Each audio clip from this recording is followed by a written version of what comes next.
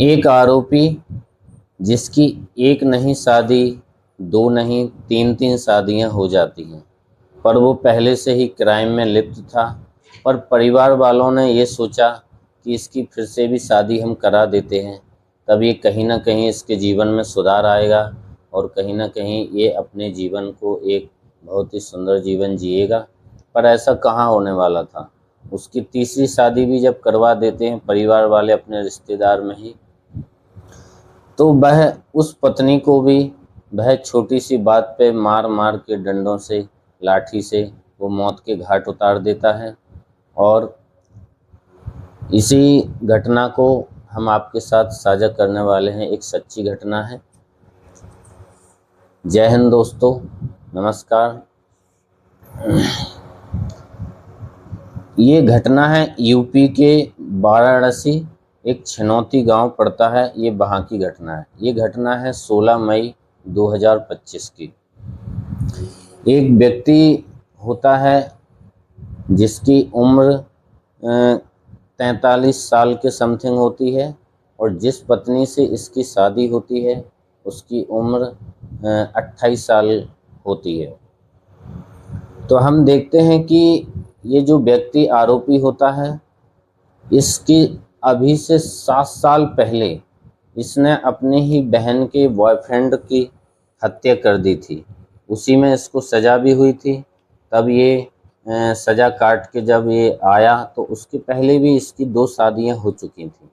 ये तीसरी शादी होने वाली थी। जब 2 शादियां पहले हो चुकी थी तो वहाँ पर जो पड़ोसी और रिश्तेदार परिवार वाले बताते हैं कि ये जो इसकी 2 पत्नियां पहले थीं उनके साथ भी ये मारपीट जैसी प्रवृत्ति करता था। और वो पत्नियां भी पहले कहीं ना कहीं इससे तंग आकर अपने को छुटकारा पाया उनने और इसको छोड़ के चली गई। फिर माँ बाप ने 2 बीघा की समथिंग ज़मीन ली थी, तो वहाँ पर एक झोपड़पट्टी एक घर बना रखा था और सोचा था कि ये यहीं पर कुछ करेगा और यहीं पर रहेगा। तो रिश्तेदारी में एक लड़की होती है, इसका आरती नाम होता है, 28 साल की उम्र होती है। ये इसकी तीसरी शादी होने वाली थी। तीसरी शादी इसके साथ करवा देते हैं आरोपी राजू पाल के साथ, और सोचते हैं कि ये अपना जीवन बदल लेगा और अच्छे से अपने घर को सजो के रखेगा।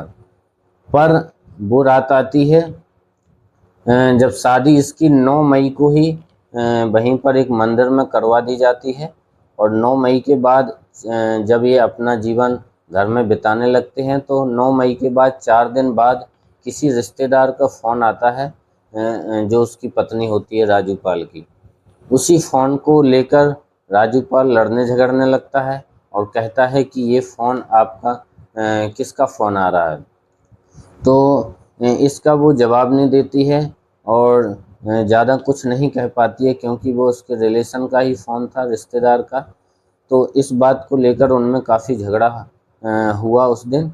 और पत्नी रात में 1:30 बजे वह पहले ही सो जाती है, और 1:30 बजे जब आरोपी राजू पाल रात में उठता है और लाठी डंडे से इस तरीके से उस पर वार करता है, सर पर और शरीर के अलग अलग हिस्सों में, कि उसको जब तक पीटता है जब तक कि जो आरती होती है 28 साल की अपनी पत्नी, उसको जब तक कि मौत के घाट वो उतार नहीं देता है।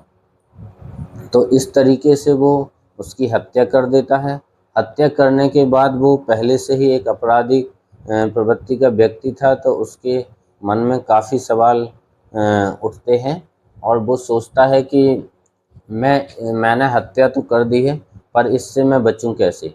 तो वो आरती को जान से मारने के बाद वो उसको उठा के वहीं पर बगल में एक झोपड़पट्टी होती है वहाँ पर डाल देता है और उसके सारे कपड़ों को फाड़ देता है, इस तरीके से कि जैसे इसका किसी ने बलात्कार किया हुआ है।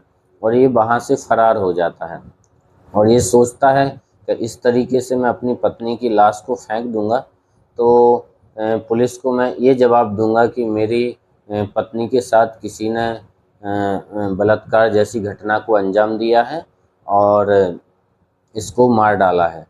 तो जब ये फरार हो जाता है, उसके बाद जब सुबह होती है तो पड़ोस वाले या और लोग वहाँ पर पड़ी हुई लाश को देखते हैं और सोचते हैं कि फिर वो पुलिस को सूचना देते हैं। पुलिस आती है तो वहाँ पर पहले आरोपी इसी राजू पाल को फ़ोन लगाते हैं, और राजू पाल जब आता है तो वो इस तरीके से नाटक करता है कि वो रोता हुआ आता है और कहता है कि मेरी पत्नी को मार डाला है किसी ने और इसके साथ बलात्कार जैसी घटना को अंजाम दिया है।